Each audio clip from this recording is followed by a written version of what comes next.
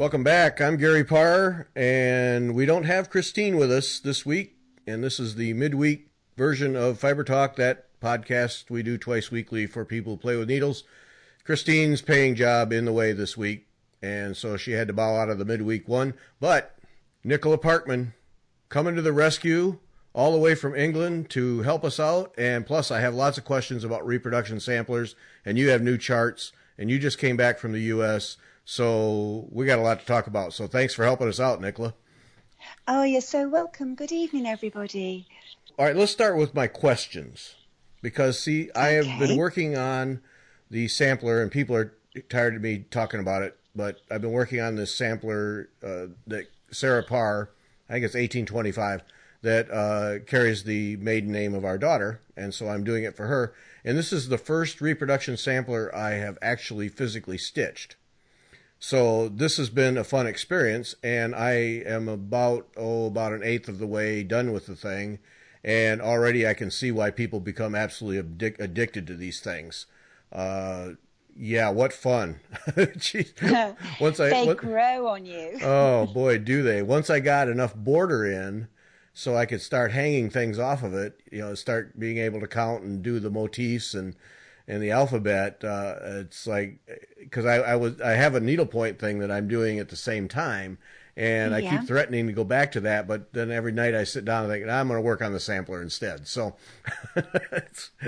How have you started to stitch it? Are you doing the border first in its entirety, or you just work in sections? Well, see, that's what I wanted to talk to you about, because what I'm doing, and I was curious how you go about it.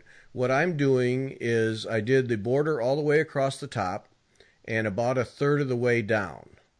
And then I started stitching, because I felt like that gave me enough framework that I could count in from the border to put the various motifs in and the alphabet.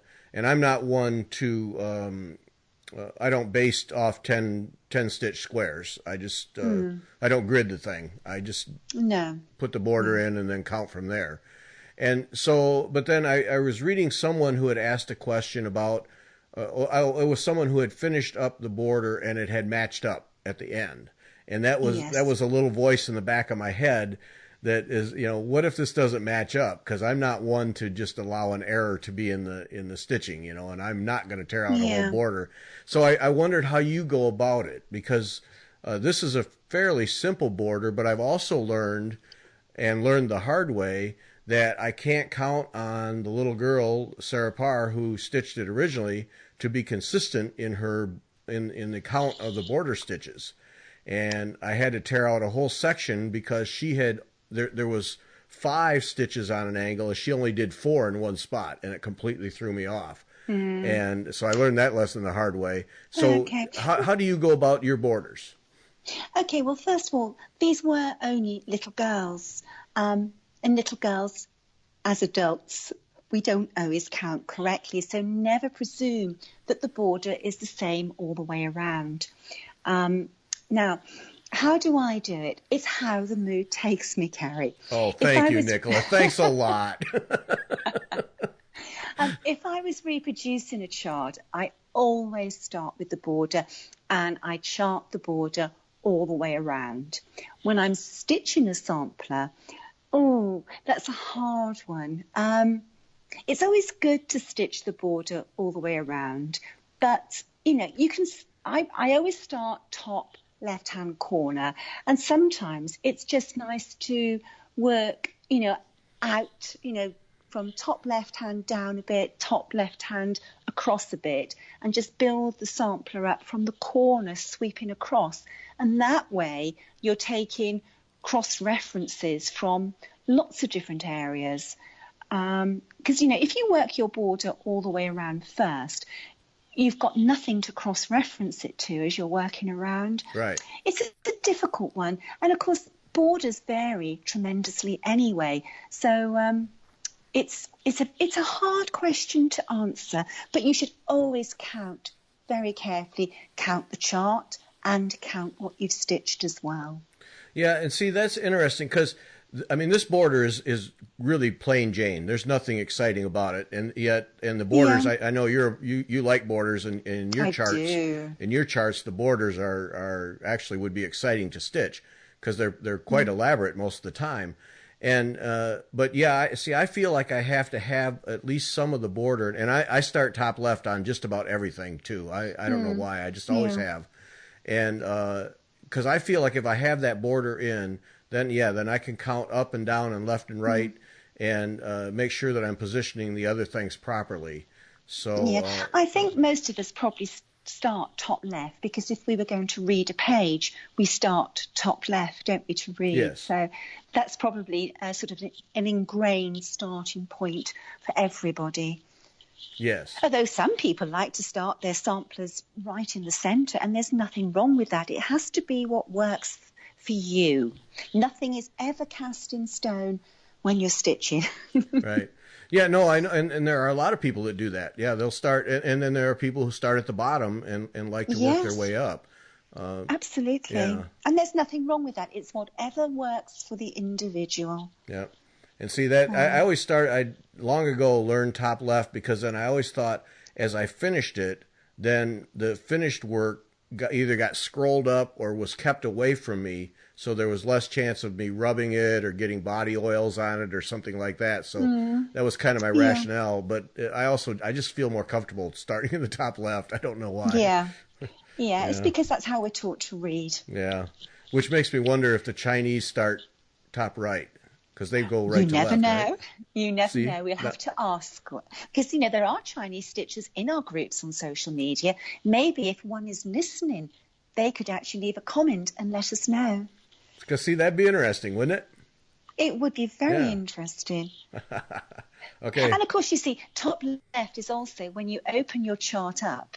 That's the first bit of the chart that you see as well, isn't it? Right. So, Yeah. And then the other lesson I learned is when I bought my Millennium frame, I did not buy the shortest upright pieces, the sides.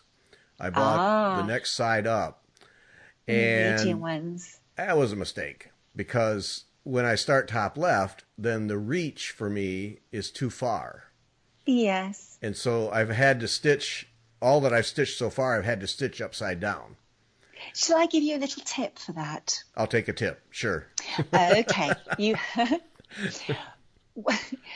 get no, but this is a very good tip. Okay. If you take an old piece of linen, maybe when you've finished a project, you've trimmed a bit off, stitch that onto the linen you're working on, and put that piece of linen onto the top bar, and the piece of linen you're working on will be much further down on your frame. There we go. Does that make sense? Yep. Okay. Okay. Yes. All right. Next one, that's what I'll do.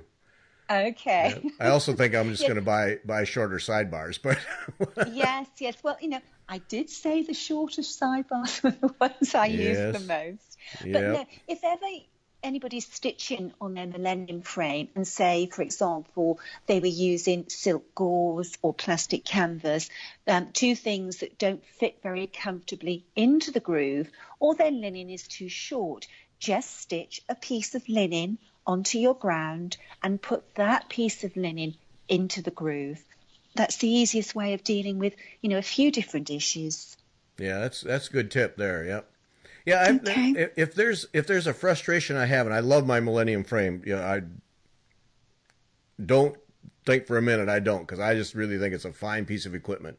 But getting that in there, and I feel like I have to extend those sides longer than I think it should be, but just to get the crossbars, the scroll bars to fit on there.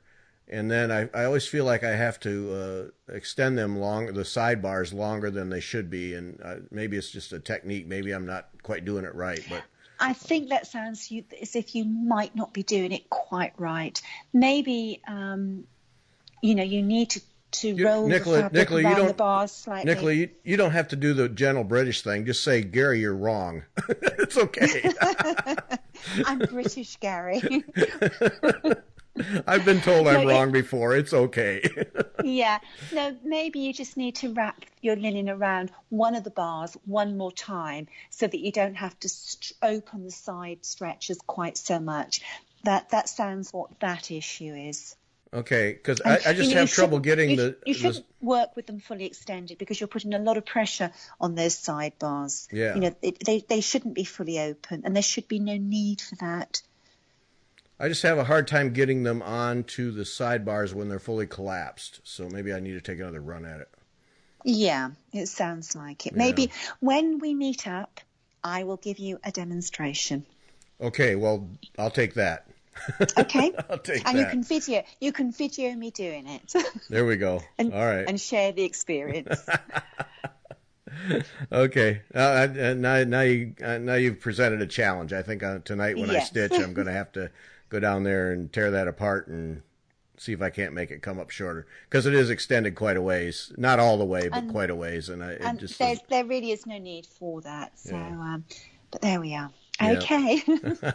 Talking of borders, one of our Nashville releases, Sarah Dawes, the border on that is the most beautiful flowing flowered border.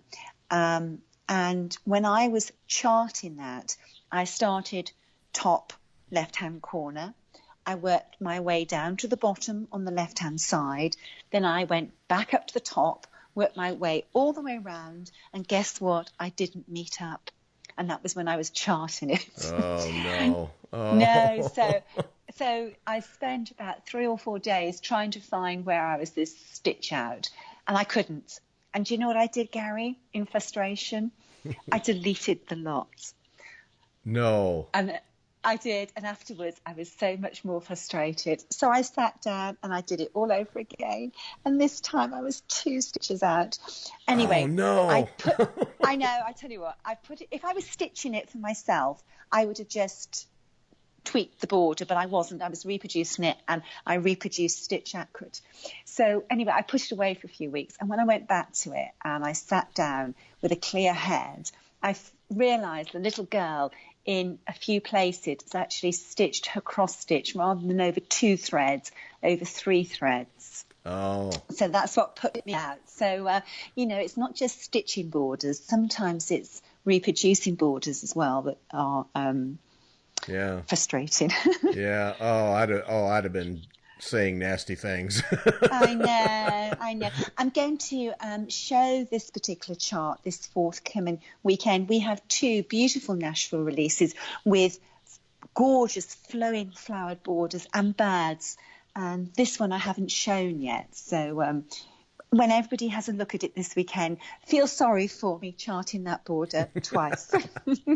But isn't that the way it is, though? When something like that happens, you say put it away and come back in a couple weeks. It really does help. Rather than throwing fits, just put it aside and come back, and with a fresh eye. A lot of times you'll see, oh, there it is. How did I ever miss that?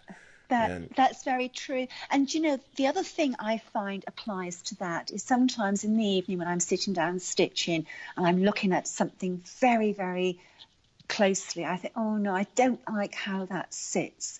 But I've learnt that go to bed, look at it the following day, and quite often you can't even see what you were looking at the night before. Yeah. So yes, it's the saying, count to 10, isn't it? Really? yeah, same thing. Yeah. But I have learned that the hard way, like I said, with this border.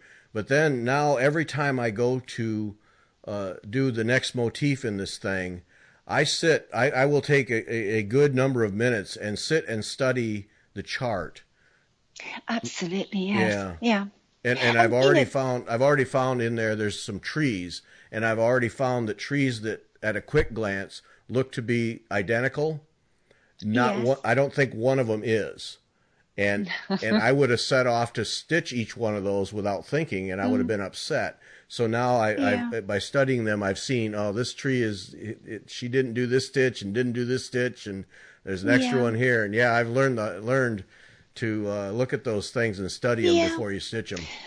We're all so eager to put the first few stitches in, but there's nothing like good preparation. If you were going to bake a cake, you would get all your ingredients out first and you would read the instructions.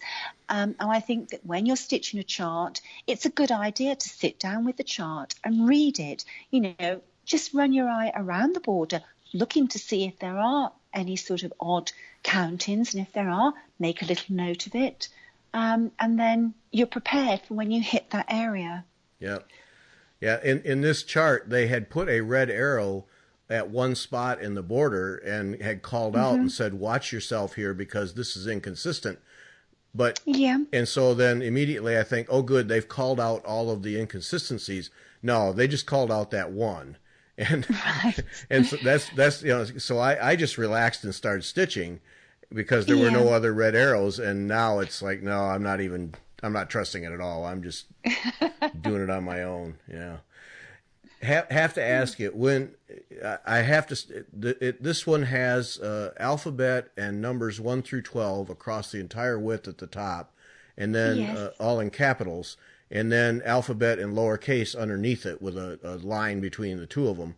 And I have to say that all capital alphabet, when I got to the right side and was finished with it, I have to say it was like, oh, man, I hope I don't have to do that again. Do you find alphabets and numbers to be boring after a while, or is it just part of the deal for you?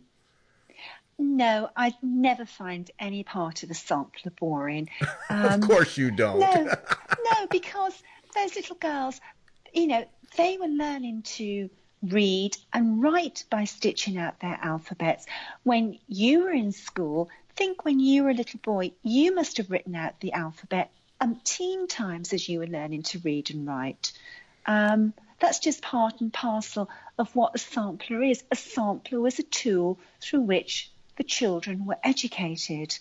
And at the end of the day, you don't have to stitch the whole alphabet out in one session or one continuous go. You could stitch A, B, C, and then you could pop down a little bit and treat yourself to something else. And then the next night, stitch another couple of alphabets and treat yourself with a more interesting bit.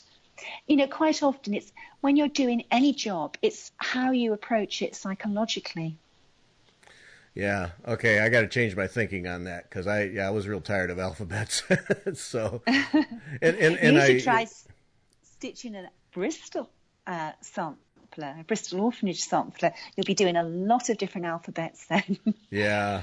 I see some of those. I think, oh boy, how many times are you going to stitch the letter C? Yeah, but just think how lovely it looks when you finish stitching it. Right. You stitch a letter C and you think, I've stitched a beautiful letter C, and then you just do the next one, and you just see your sampler grow. Yep. And what fun that is to get down to some of the other motifs with the different colors. And in a lot of things you stitch and stitch with the same color, and in these you just get these little hits of color for this thing, and then that one's done. And you move on to another color or another shape, and that's the part that's really sucking me into this thing. Is these ongoing sense of accomplishment, and you sit back and that really worked out well, and what's this one going to be like? And I'm really enjoying that, I have to say. So, good, I'm pleased. Yep. We've converted you. You've come over to the dark side. I think I'll always be a needle pointer at heart, but I have to say this is a lot of fun. Yeah. So yep. But don't forget when you're stitching a sampler, Gary, never be afraid to make it your own. If you want to throw in some speciality stitches, some little things that you've carried over from your needle pointing, why not? Yeah. At the end of the day, when that needlework teacher was teaching her pupils, there would have been some teachers that say, you have to do this exactly like this. But the good teachers would have shown their sampler to their students, would have talked about it, and then she would have sent those little girls away to design their own sampler based on her sampler. And, when you get a chart of a reproduction sampler, take it and make it your own, and then you are following in the footsteps of the little girl who stitched that sampler. She took her needlework teacher's sampler and she tweaked it. She made it her own. Yeah, that's so true. And every time I sit down to that thing, it's, and I've had this thought even before I started it, what amazing talent and ability those little girls had to do these things, especially some of the ones that you have, the complexity that is in them and the beauty. And for these little girls to have the artistic vision and the use of color and shape to deliver these things is just impressive. I mean, I don't think I'll ever not be impressed with what they do. And some of yours are the gigantic pieces. They're so beautiful and full of things. And you think, yeah, and some little girl younger than my daughter, much younger than my daughter, did this thing. And it's impressive. You know, just think of the counting exercise in yes. them placing their motifs and, you know, moving them around. And it's just, a sampler is a very amazing thing. And also, it's just this wonderful historical document as well. It's just, it's not just needlework at all. Have you ever seen where one of these girls charted them, or they basically just did them on the fly? Do you know? Well, one of the samplers that we reproduced for Nashville, Eliza Bell Cox, that is a cross-stitch sampler. But you can actually see that the design was drawn onto the fabric, not counted onto the fabric. Okay. And the reason I can see that it was drawn is that there's a few little things that she forgot to fill in with her cross stitch. So I think that there are some designs that the little girls counted them out and some designs that were drawn out and they filled them in. Okay. Because, I was wondering that the other night. And of course, I'm sure for a lot of them over time, if they were drawn out, that would have faded away or fallen away. But that's interesting because so many of them are just so well everything is so well placed and in proportion and lined up that you'd think they'd have to do something other than just stick the needle in there and go for it. Yeah.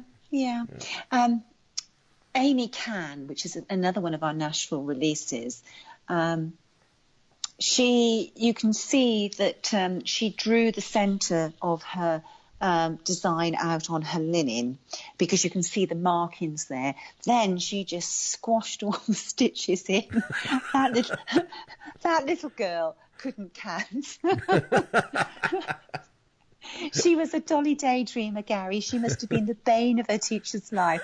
Her mind must have been on anything other than her needlework. She must have been, chatting away, laughing, looking out of the window. So when people come to stitch her, they're going to have to be very much on their toes because she kept me on my toes when I was charting it and she kept Lisa on her toes as she was stitching it. Yeah. And, it's very funny, Gary. Her original sampler, it resonates of this little girl's character and personality. You can feel her spirit is in that needlework. Yeah, and you've seen so many of them. You must really start to get a sense of each one and the type of girl that's behind them.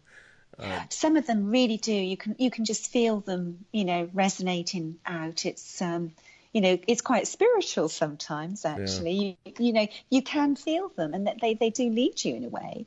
So everybody thinks I'm batty, but it's true.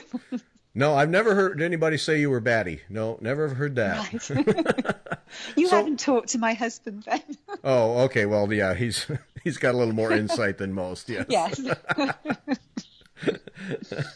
So, all right, let's just jump to that because you sent me pictures of what you're introducing at Nashville. How many are you introducing? Oh, they're beautiful, Nicola. I called Marga over because we work in the same room. We work at home. Yes. And the pictures were coming in, and I just said, come here, you got to see these things. How many do you have? They're beautiful. Oh, they're gorgeous. We have 5 releases for Nashville. We have 2 Sarahs, an Eliza, a Hannah, and an Amy. And each one brings something very different. So we're hoping that we are offering something to everybody. They're all based on some exceptional samplers. The originals, they're all in very, very good condition. So each one was a joy to sit down and reproduce. Sarah Mary Larkworthy is the oldest sampler. She stitched her sampler in 1727, and the original sampler was exhibited in 2016. And when I saw the exhibition catalogue, my heart leapt when I saw this sampler, and I bought it on the spot without actually seeing it in person. And when she came, it was just a joy to sit down and reproduce something. I've not seen a sampler like this reproduced. And this was the one that when I've just been to America, I've just come back from America, and the workshop that I was giving was based on elements of this sampler. And everybody who attended the workshop, now are able to sit down and stitch Sarah's sampler. And I did that workshop with a video, so that in the video I stitched out the design from start to finish, and everybody went home with a copy or access to that video. Yeah. So when they're stitching it at home, I'm with them and they can be following me. So that was that's the first release. And for those people who were unable to attend the workshops because they were oversubscribed, we will be making this workshop available online just for £10, and for that they get a 12-page downloadable booklet with comprehensive instructions and a video that will take them through from start to finish, stitching out the freehand elements of Sarah. The next release that really excites me is Eliza Bell Cox, and I showed her this weekend on Facebook.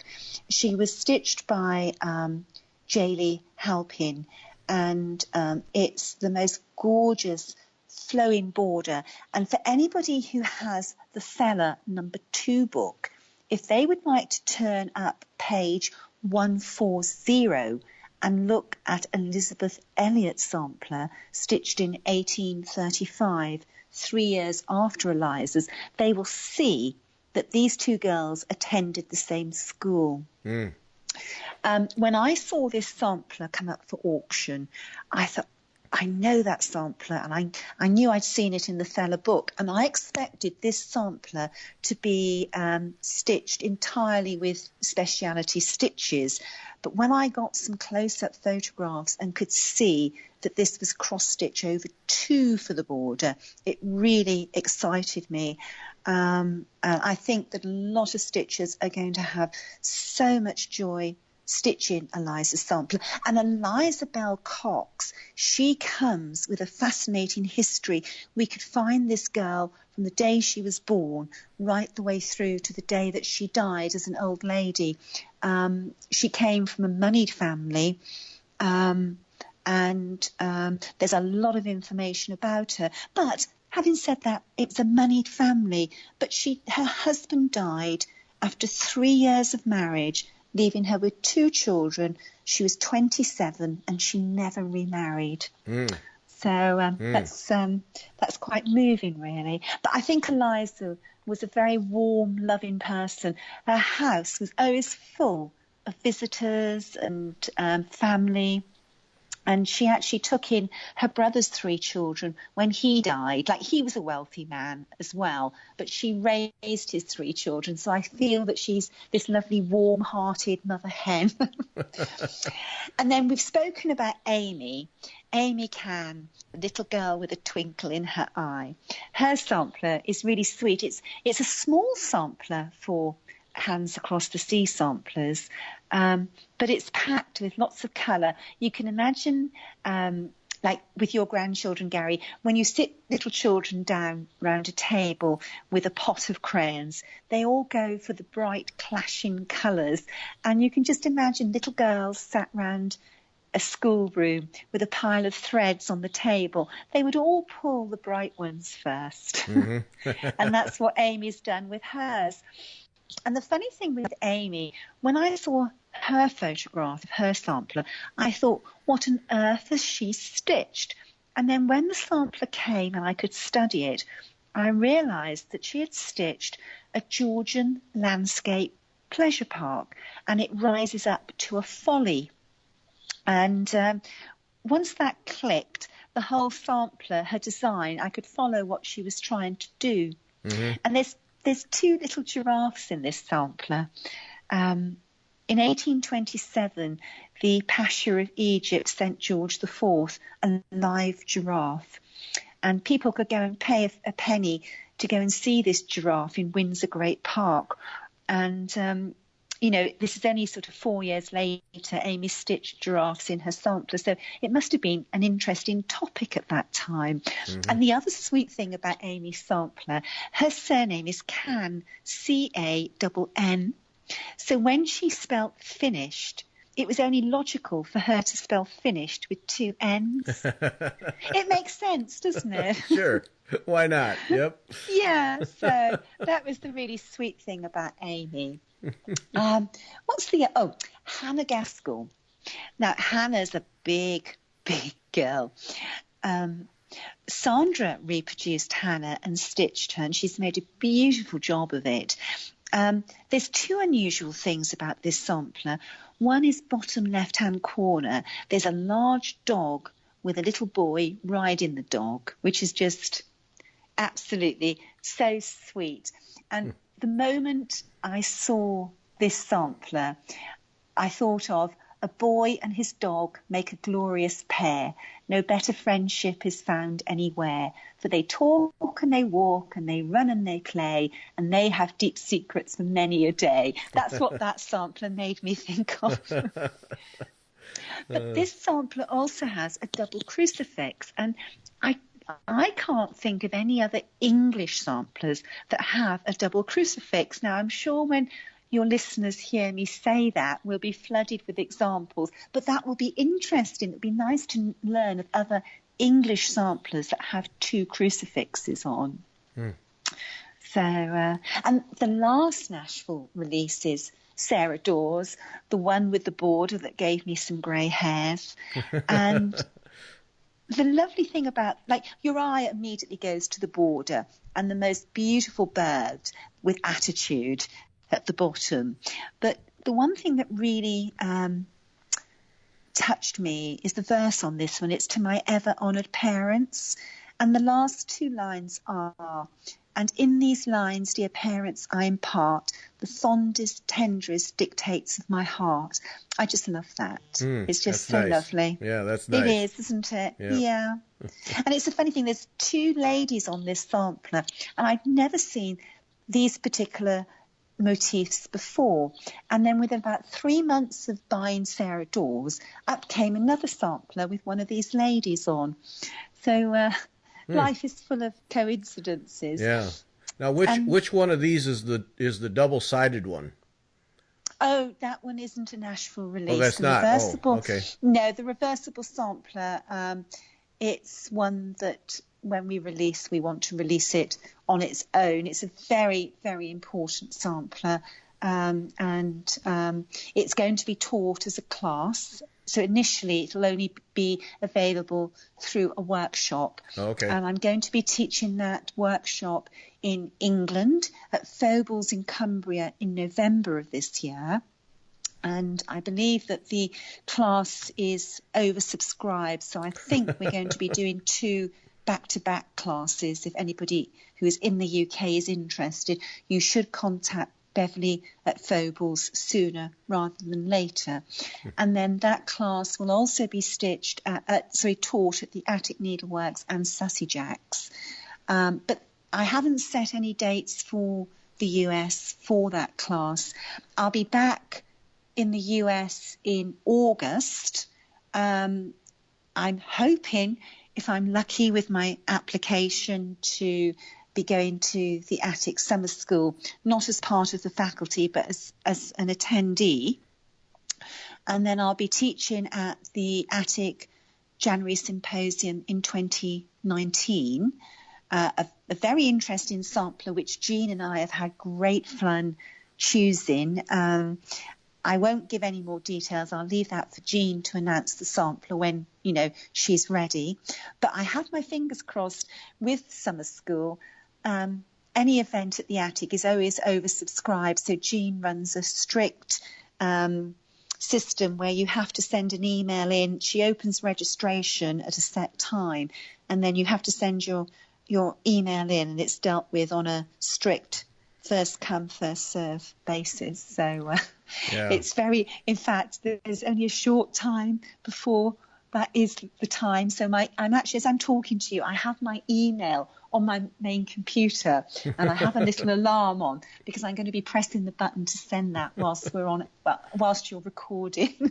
But I will be back in the US in August of this year teaching at Sassy Jack's.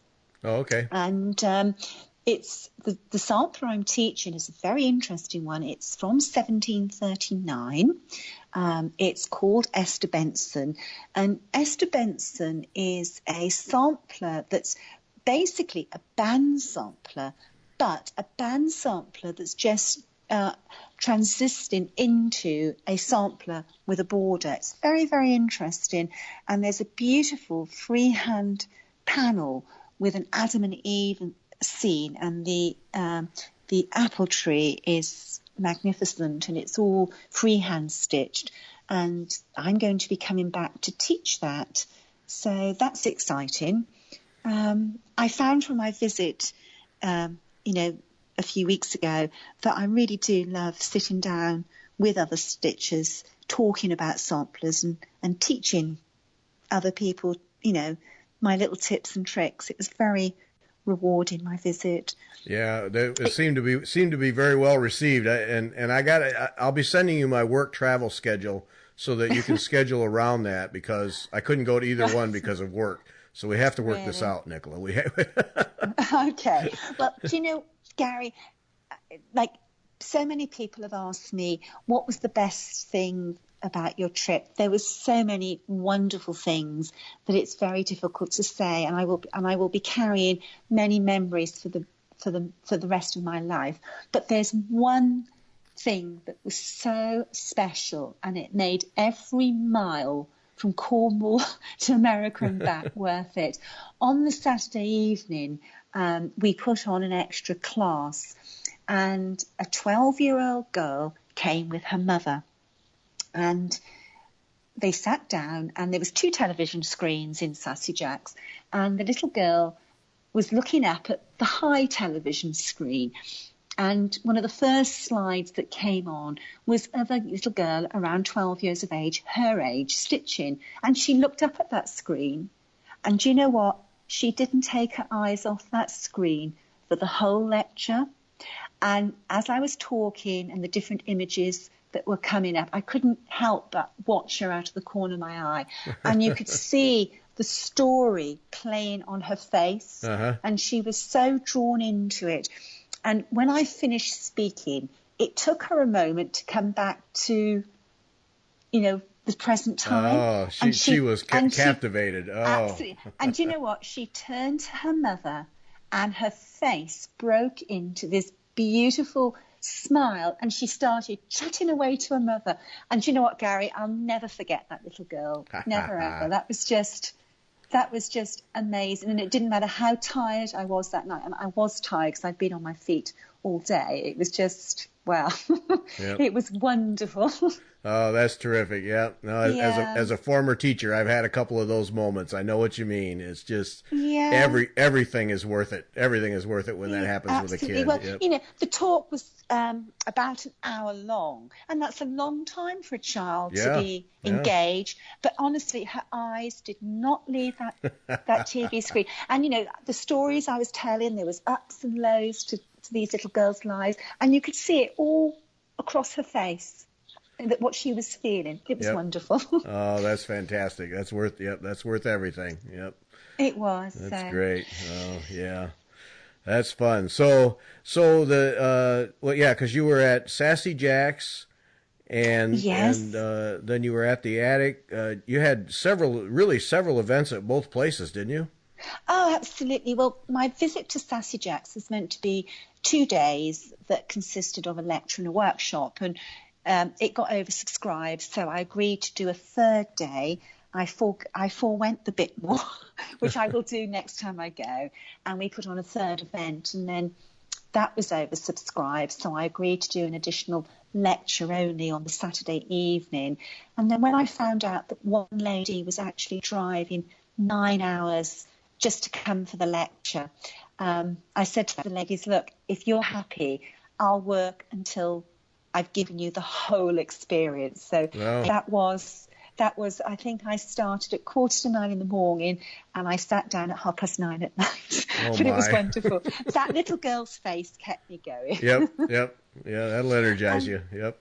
It did. So it was quite funny, actually, because Kimberly booked me into the most amazing inn, an historic inn. And it was beautiful. It was sort of like... it was like a wooden house that was filled with all these gorgeous antiques. And when I arrived there in the dark, and Kimberly had to go and find the key. And I was thinking, well, that's strange. Because normally at a hotel, you just walk in. Anyway, it turned out I was the only person there. Oh. I thought that they meant I was the only person staying there. But no, I was the only living soul in the house, Gary. And you watch these things on the TV, on the movies, don't you? People sort of arrive at this house, right? It's sort of like haunted or psycho. So I was left in this strange house, big house that was wood, and it creaked all by myself. So I thought, right, Nicola, make sure all the doors and windows are shut. So I sort of opened a door and it was pitch dark, trying to find the light switch, couldn't find it. And you're putting your hand into a dark room. And I opened one door and there was this cold blast. It was obviously a cellar. So with that, I shut it. I ran upstairs. I locked my room. I put my suitcases behind the door.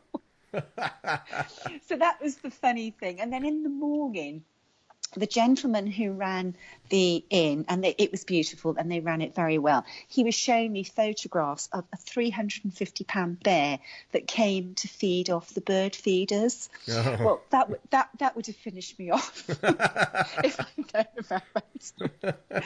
So that was an experience, but it was wonderful. Asheville is such a pretty place. It must be wonderful to visit in the fall when you've got all the leaves turning, and everybody was so friendly. Americans are so polite. I think that when you go into a diner or a restaurant, the service you have is just quite amazing. That's good to hear that, by golly. No, it is. And I learnt a new word, y'all. Y'all. Oh, y'all. Y'all. Y'all. Yeah, y'all. Yeah. So that was great. And they have that problem down there, y'all. Do they? And then there's all y'all. Yeah. Oh, right. Oh, I didn't learn that. But that's the other one. That's for the group, all y'all. Is it? Yeah. Right.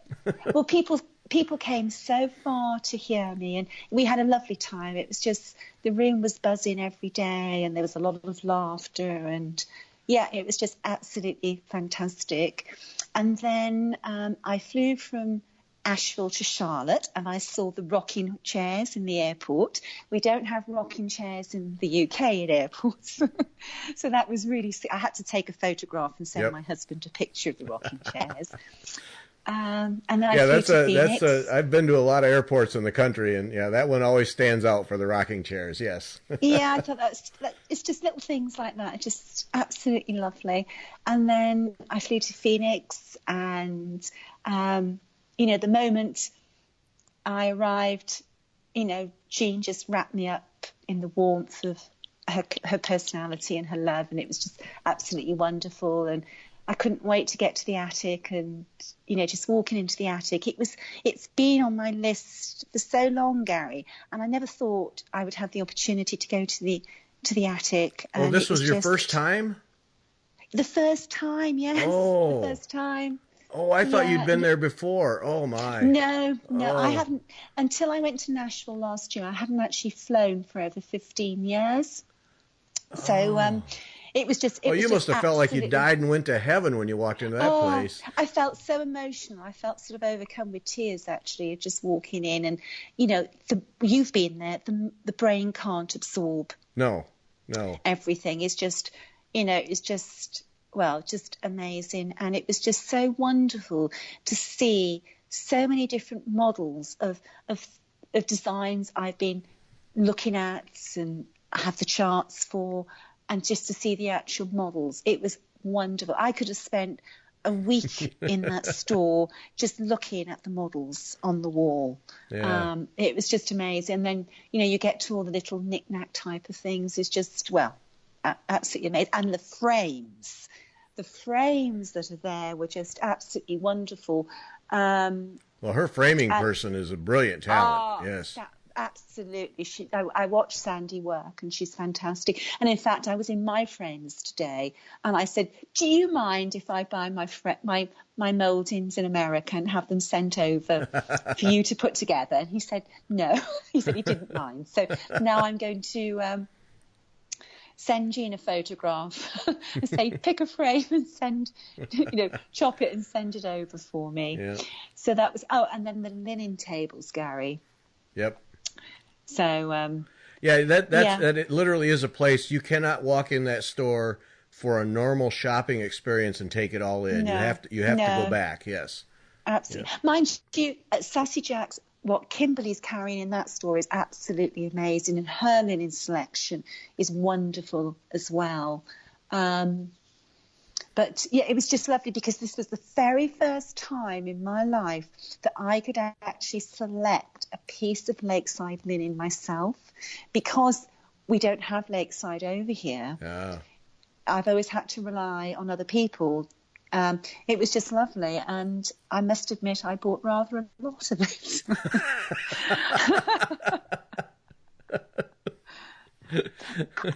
Gary, I haven't told my husband how much linen I've bought yet, so there we go. He better not be listening. Yeah. We'll count on that. Yeah. What is it? The saying? My greatest fear is when I die and my spouse discovers that what I actually paid is not what I said I paid. Yeah. Well, he's my accountant, so he will find out. Yeah, eventually. But, okay. But you can plan that so you're not at home when he finds out. So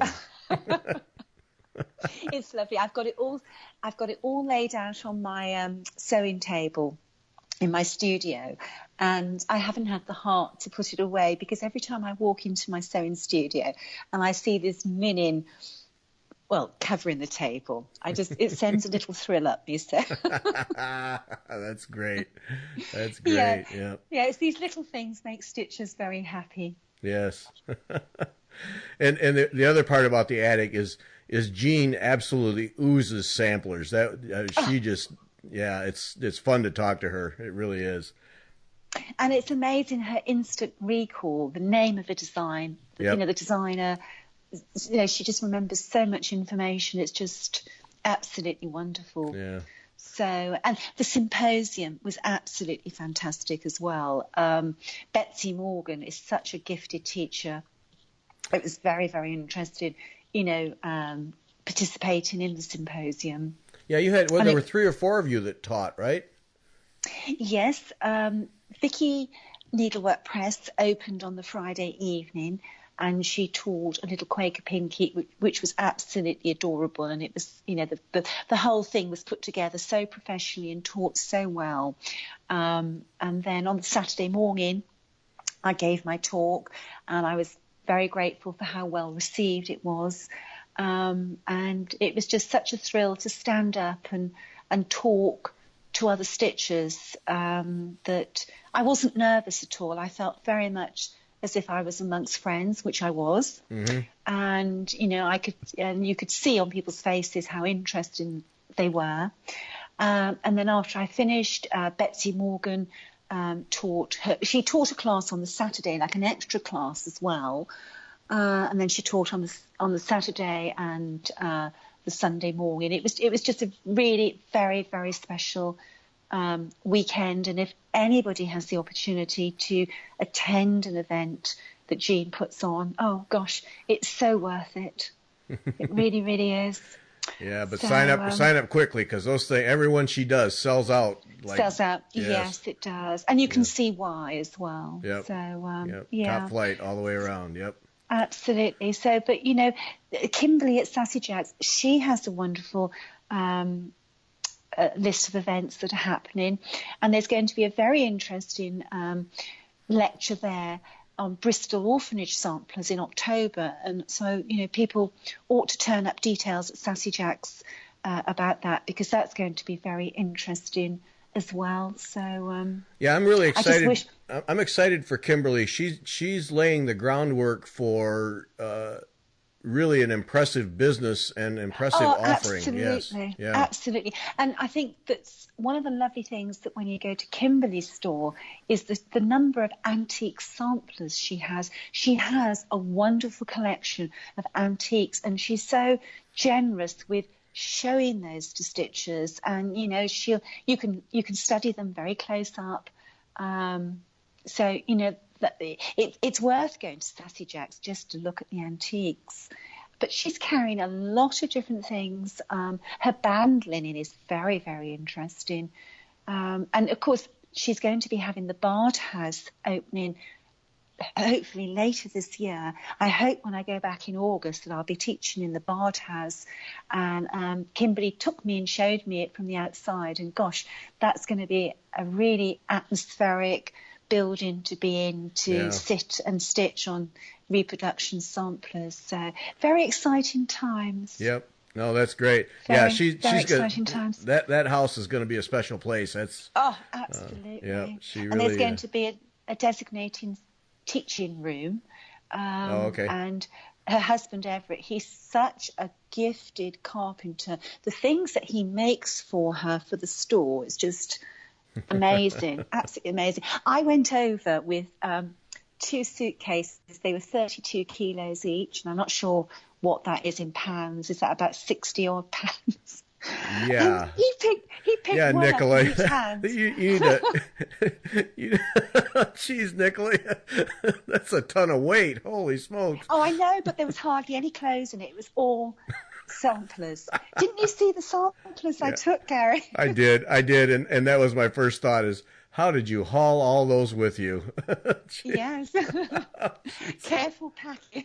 No kidding. Oh, yeah. Careful packing. So. Yep. Well, that's great. That's great. Yeah. Okay. See, and then we got to wrap up here, but okay. So I wanted to make sure that everybody understood. So all of these samplers for the Nashville show, then, and Nashville's a cash and carry show, right? For the trade, it's not open to the public, right? And so if anybody's interested in Nashville releases, you should contact your local needlework store and place a pre-order. Designers such as myself, I'm coming from the UK. There is a limit to the number of charts that I can bring with me. Last year, our sales were phenomenal, and we ran out of some things. If you're interested in a hats chart, let your needlework store know so that they can pre-order, so that their supplies are guaranteed. Right. But I do think that Nashville, it's a time to support your local needlework store. At the end of the day, all these stores that attend Nashville, a lot of them are traveling very long distances, long car journeys, flights. Some of them have to close their stores to attend. It's a big investment for stores to attend Nashville, to go home with the latest designs. And it's a time for needleworkers to support their stores. Like, I sell direct to the public. I have a website. But, this is the time. Go and place your order with the stores. Yeah, that's it really is an opportunity. I know Monica at the store I go to at Welcome Stitchery, she always has an event, a Saturday event after the Nashville show, so that you can go in and see and buy all of the of the latest. But order ahead of time, and then they'll come back from that show. Your store owner comes back from the show with your charts, with your charts. That's right. Right. That's important, because You know, like for myself, I won't be home from Nashville for about 2 or 3 weeks after the show closes. So, you know, what I run out of won't get shipped until I get home. And everybody wants their charts as soon as market opens. Right. So, yeah, and Christine and I are going to be there. We're going to be there and be interviewing Nicola and others and talking to store owners and doing video if we can of the various new products. So we're excited about that. That's going to be a lot of fun for us. You will really enjoy your visit to Nashville. And we're in room 317, so make sure you come and see us, Gary. Top of the list, Nicola. You're first on the list. Yep, we'll be there. Okay. So, all right, we're going to have to end this thing, Nicola. Thanks so much for filling in for Christine, and always fun to talk with you. And Sunday, our Sunday show, our Sunday guest is needlepoint designer and teacher Diane Herman, and the conversation Christine and I had with Diane was absolutely incredible. She's an amazing woman. So watch for that, and we'll be back. Christine and I will be back next Wednesday. Thanks for listening. Bye.